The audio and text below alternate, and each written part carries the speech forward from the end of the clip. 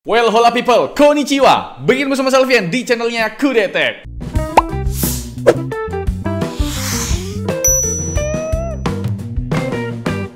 In this economy, kayaknya emang sayang ya kalau duit dipakai buat beli laptop mahal. Emak bapak kita juga rata-rata ngasih budget buat beli laptop tuh cuma 10 jutaan gak sih? Untungnya bre, Asus tuh berbaik hati lagi ya dengan menghadirkan seri Asus Gaming yang harganya tuh mulai dari 9 jutaan aja. Biar semua gamer itu bisa ngerasain punya laptop gaming dengan harga terjangkau. Walau udah jadi brand gaming nomor 1 di Indonesia ya, mereka nggak ngelupain pasar kere hore. Dan tempo hari kita tuh udah nge-review yang Asus Gaming V16. Sekarang kita mau nge-review yang lebih terjangkaunya lagi, yaitu Asus Gaming K16 yang ditenagai prosesor Intel Gen 13, yaitu Intel Core i7 13620 yang punya 10 core dan 16 thread. Walau prosesor ini umurnya udah 2 tahunan lebih, tapi masih oke banget loh bre buat performance gamingnya. Game-game kompetitif macam CS2, Dota 2, dan Valorant udah pasti tembus ratusan FPS. Sedangkan buat ngedit video pun masih bisa diandelin juga nih prosesor bre. Tapi sebelum ngebahas performanya lebih jauh lagi ya, kita intip dulu desain dan juga build quality dari Asus Gaming K16 ini. Secara desain bre, memang harusnya ini sih bisa diterima semua kalangan ya. Sama sekali tidak ada aksen gamingnya walaupun namanya Asus Gaming. Auto approve lah ya kalau request laptop ini ke ortu kalian. Bilang aja ke salesnya, sebut aja nama laptop ini Asus K16. Jangan ada gamingnya. Udahlah pak, itu pasti dibungkus ya kan nama ortu kalian. Nah soal build quality-nya, walau harganya cuma mulai dari 10 jutaan, tapi bener-bener tidak ada kesan murahan pas langsung pegang unit laptop ini bre. Bahkan laptop ini udah lolos beragam pengujian berat buat dapetin standarisasi military grade STD810H. Buat material back covernya emang masih pakai plastik polimer, tapi sasisnya itu udah pakai metal yang bikin bobot laptop ini jadi ringan buat ukuran laptop 16 inci. Cuma di 1,8 kg. Dimensinya juga terbilang tipis karena masih di bawah 2 cm, lebih tepatnya di 18,9 mm aja. Tapi memang ada yang dikorbankan dari ketipisannya ini. Frame yang tipis ini kagak dapet port LAN pak.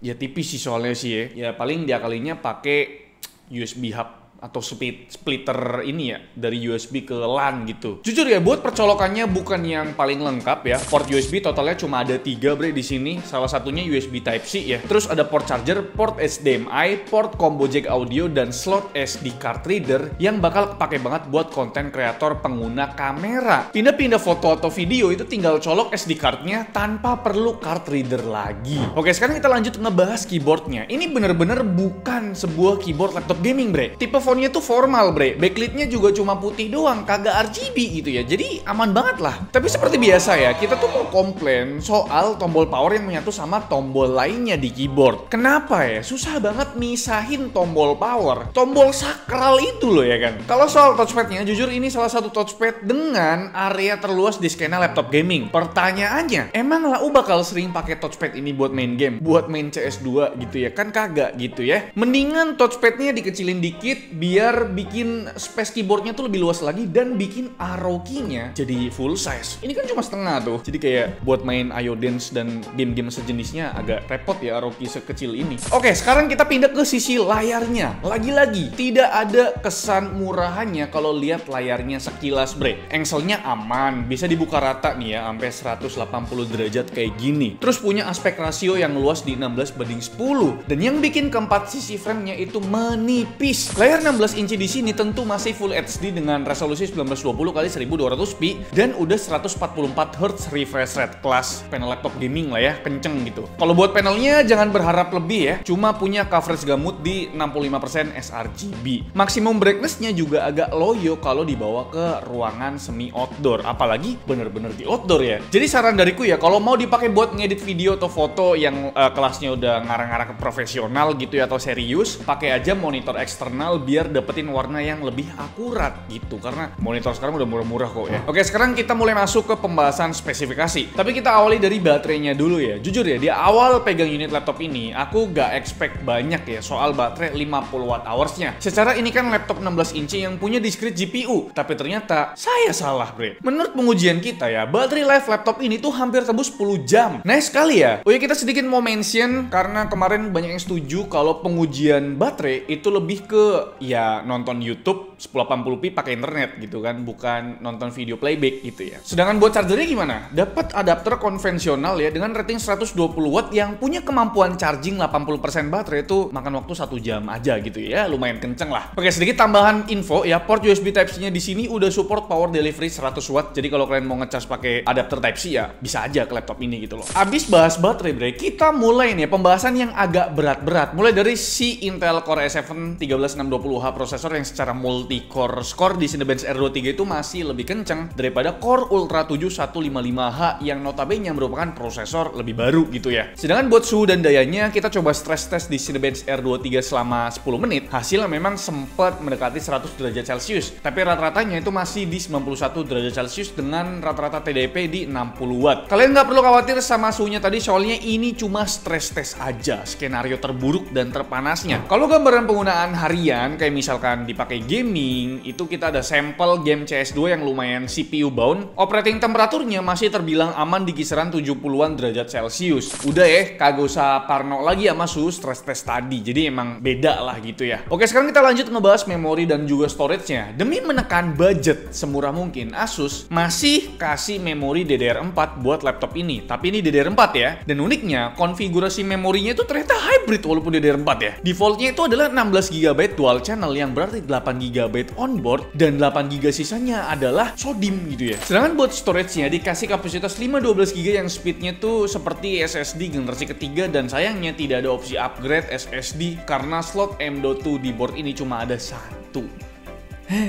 Oke, sekarang kita lanjut lagi ke discrete GPU-nya. Lagi-lagi kena push banget sama Asus karena cuma dikasih GeForce RTX 3050 yang 4 GB VRAM. Graphics core-nya di 3D Mark Firestrak ketinggalan itu sekitar 30% dari RTX 3050 yang 6 GB VRAM, bre. Tapi jangan berkecil hati dulu, yang 4 GB VRAM ini juga masih sanggup kok dipakai buat keperluan produktivitas. Contohnya buat generate text di LM Studio. Kalau pakai model yang biasa kita pakai buat ngetes ya, cuma dapat 6 token per second. Sedangkan kalau pakai model yang lebih ringan kayak contohnya Gamma 1 Billion ini bisa dapat 37 token per second. Terus kita juga tes buat generate image, kita harus pilih model yang lebih ringan karena VRAM-nya 4 GB doang, bre. Kita tesnya di aplikasi Amuse dengan model Stable Diffusion, hasilnya bisa generate satu image dalam waktu 6 detik. Terus buat 3D rendering di aplikasi Blender, berkat fitur Nvidia Optic Render, laptop ini bisa ngerender scene BMW dalam waktu 41 detik. 25 detik lebih cepat dari CUDA render. Oke, sekarang kita lanjut ke kemampuan editing video di Premiere Pro 2025. Memang ya, buat konten preview 4K itu masih kewalahan. Nge-lag-nya lumayan ganggu nih ya. Jadi aku sarankan buat ngedit di konten 1080p aja, bre. Previewnya lancar jaya tanpa nge-lag, render time-nya juga masih acceptable. Video 1080p durasinya 1 menit itu bisa selesai dalam waktu 18 detik render aja. Sedangkan kalau nge-render video 4K durasinya 1 menit itu butuh waktu render sekitar 48 detik. Oke, sekarang kita mulai masuk ke pembahasan inti dari video ini, apalagi kalau bukan pembahasan gaming performance-nya. For your information, kita lakukan tes dalam kondisi tercolok charger dan pakai mode fan speed yang performance di dalam ruangan ber-AC dengan suhu sekitar 28 derajat Celcius. Dengan dapur pacu Intel Core i7 13620H prosesor dan GeForce RTX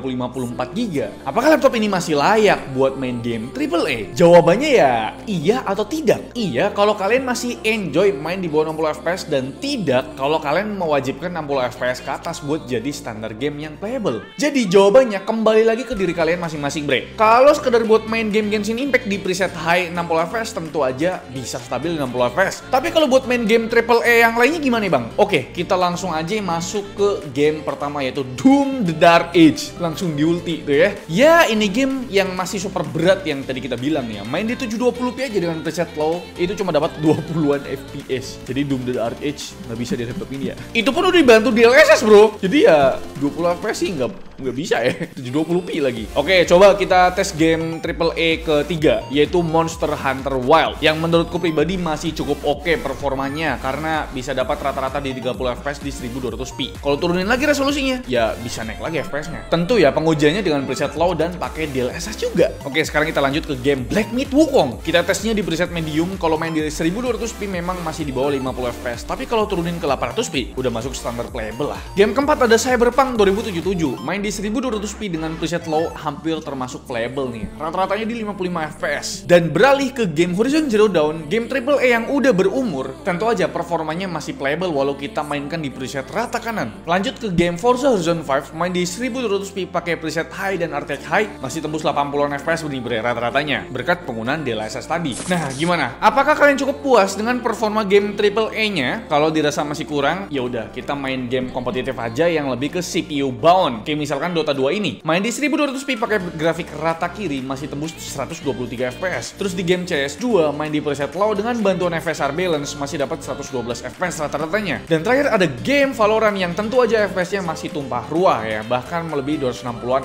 fps, bre. Lanjut kita bahas ke persuhuan duniawi. Tadi di pembahasan prosesor kita udah mention suhu prosesor pas lagi stress test. Kalau kalian bertanya-tanya kenapa suhu prosesornya bisa mendekati 100 derajat Celcius, ini dia jawabannya. Cooling system laptop ini namanya Asus S-Cool Thermal yang menurutku pribadi masih cukup sederhana ya. Cuma tersedia single fan dan 2 buah heat pipe dan 2 buah heatsink buat exhaustnya. Untungnya sih ya, VGA di sini bukan yang paling powerful ya, jadi masih bisa dihandle dengan cooling system kayak gini. Suhu di Furmark tuh cuma mentok di 72 derajat Celcius dengan TGP di 55 watt. Kalau buat suhu permukaannya, kita rekam pas lagi tes Monster Hunter Wilds, area kiri keyboard tepatnya di WASD itu masih sangat adem ya. Buat gaming experience tentu tidak akan terganggu, tapi buat area kanan keyboard itu udah menghangat di 42 derajat. Bahkan di area tengah atas keyboard itu bisa menyentuh 49 derajat dengan hotspot mencapai 53 derajat Celcius di dekat lubang exhaust. Ingat ya, suhu segini kalau lagi main game. Kalau dipakai casual misalkan ya buat office, buat nonton video, pasti bakal lebih adem lagi, bre. Dan terakhir seperti biasa kita bakal mention hal-hal yang mungkin terlewat di sini ya, mulai dari utility My Asus. Selain buat sekedar monitoring, kita bisa pilih-pilih settingan laptop ini kayak misalkan settingan fan mode, settingan charger, speaker, mode layar, dan lain sebagainya. Kalau buat konektivitasnya, karena tidak ada port LAN, jadi laptop ini sangat mengandalkan konektivitas Wi-Fi 6E dan ada konektivitas Bluetooth versi 5.3. Lanjut ke utilitas lainnya, ada webcam dengan resolusi 720p ya, standar aja ya, dan dilengkapi privacy shutter dan ada speaker stereo hasil tudingan Sonic Master. Dan berikut untuk sampel webcam sama speakernya sekalian.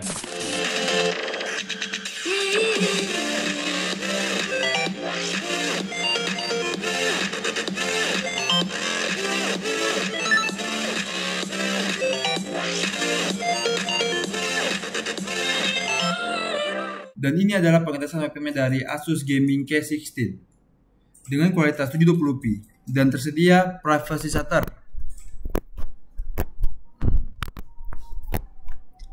Seperti biasa, webcamnya laptop gaming tidak begitu bagus. Dan gimana menurut kalian? Sekian. Kalau soal operating systemnya, tentu udah dapat Windows 11 Home teraktivasi lengkap dengan OHS 2024 dan Microsoft 365 selama 1 tahun. Oke, sekarang kita masuk ke kesimpulan. Kalau kalian lagi cari laptop gaming dengan budget mulai dari 9 jutaan dan pengennya dari brand yang udah terpercaya, kalian wajib pertimbangkan Asus Gaming K16. Desain dan build quality-nya aman, bobotnya juga ringan, baterainya juga irit. Palingan kekurangannya ya dari kualitas panelnya, nggak bisa upgrade storage, dan tidak ada port LAN, sama VRAM-nya 4GB. Mungkin kalau 6GB sih ini auto beli dah gitu. Tapi gimana menurut kalian mengenai laptop ini, yaitu Asus Gaming K16, atau mending langsung beli abangnya yaitu Asus Gaming V16? Coba komen di bawah. Like video ini kalau kalian suka, dislike kalau kalian jelek banget, dan jangan lupa untuk tekan tombol subscribe yang warna putih karena bukan warna merah lagi. Saya Alfian selaku host di channel Muncul. Terima kasih. Sampai jumpa di video selanjutnya. Bye bye.